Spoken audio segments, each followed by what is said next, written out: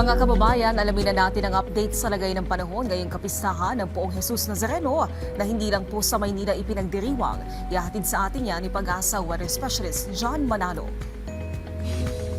Magandang hapon, Naomi, at ganoon din sa ating mga taga-subaybay. Update po sa ating weather.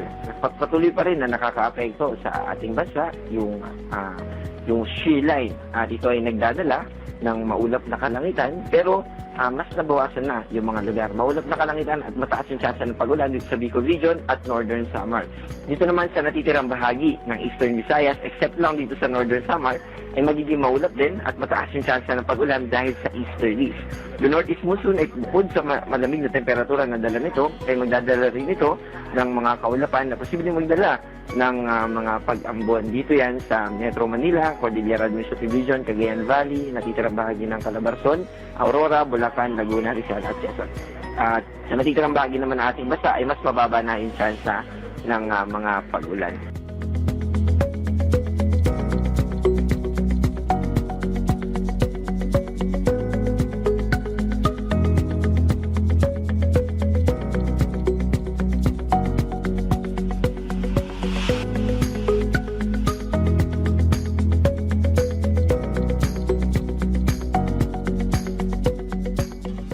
At yung top 3 natin na pinakamababang temperatura na na-record natin ay sa Benguet, 13.6.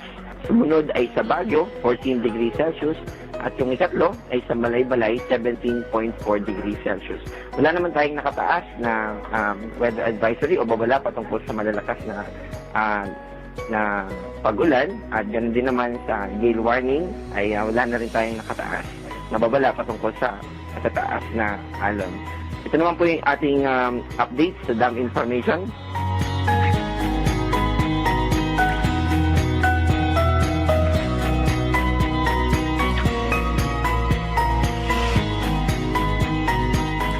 Si John Manalo po ito at mag-ingat po tayo. Maraming salamat, Pag-asa Weather Specialist John Manalo.